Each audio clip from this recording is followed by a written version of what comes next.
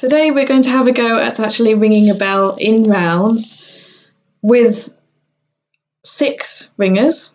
You're going to be one of those. And we're going to measure how accurately we are in rounds. So first of all, we start with 6 bells. I'm going to double click on the tenor to make the bells come in order. I'm going to ring number 3. So I'm going to single click on 3.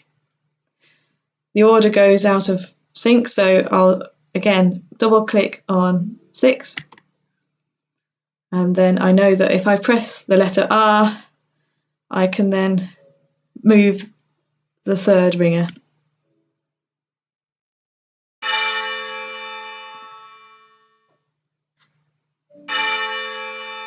Okay, right, so what we're going to do is we're going to start this off and we're going to ring in rounds with varying success at first. You will get used to it, but it is a bit strange at first. Remember, when you press the key, it starts her pulling off. Okay, so you won't hear the sound straight away, just like you do with normal ringing. Here we go.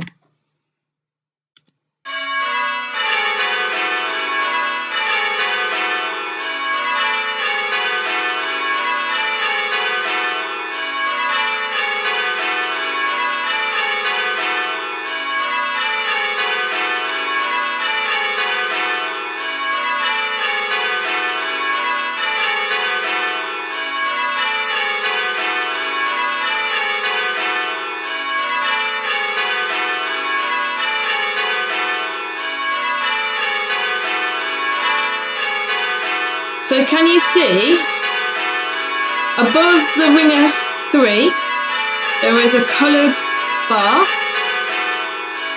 If I am completely accurate, it will be completely green.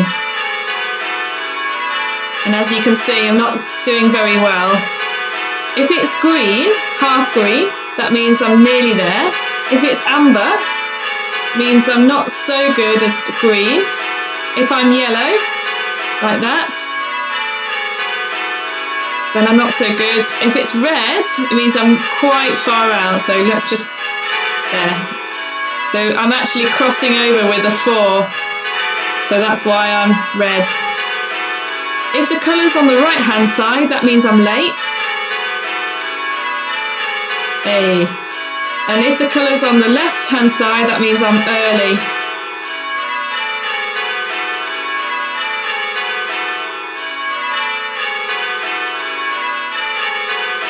Right, let's start. Okay, so you can see it's quite difficult. I would say that number 3, bell, hasn't got the best technique. So possibly if we start with number 4 this time, there might be a difference as well. Let's try her. Okay, so I single clicked on number 4, double click on number 6. Let's start the rounds off again, see if it's a bit easier.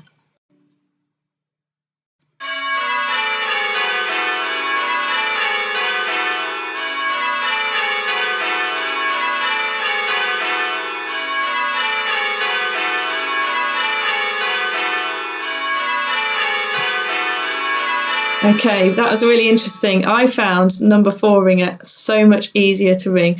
So I've got a feeling that when number 3 bell ringer was being filmed, they didn't quite synchronize the start of her pull with when you press the key. So it was a bit difficult. There was a bit of a delay, whereas with ringer number 4, there was no delay at all. It felt like it was so much easier to ring. So again, I'll explain in another video how to change the ringers. You can actually change each individual ringer.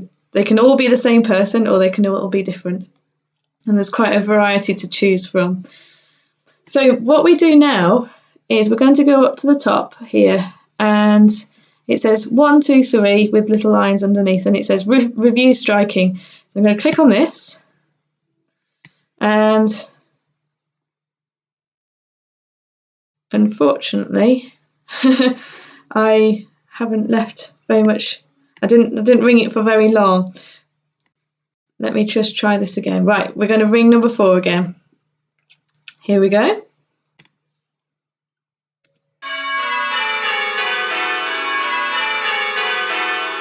So I'm going to go a bit late.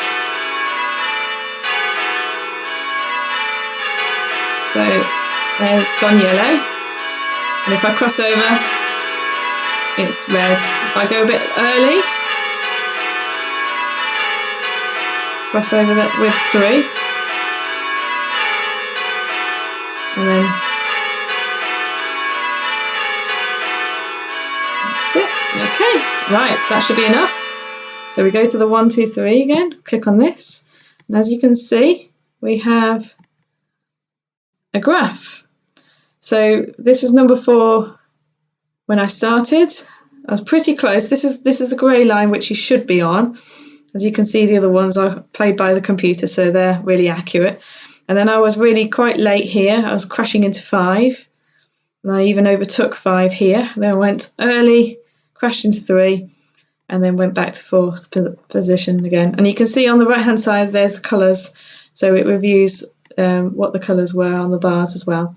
So it's really, really easy to analyse your ringing and just to check where you've gone wrong or what's happened.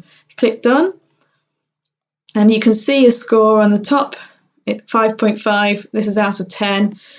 Basically, you're very when you start, you have to count yourself lucky if you get more than 6, but then you can aim to get to about 8, 8.5. That's pretty difficult to get to though. So have a try with that. See how you get on.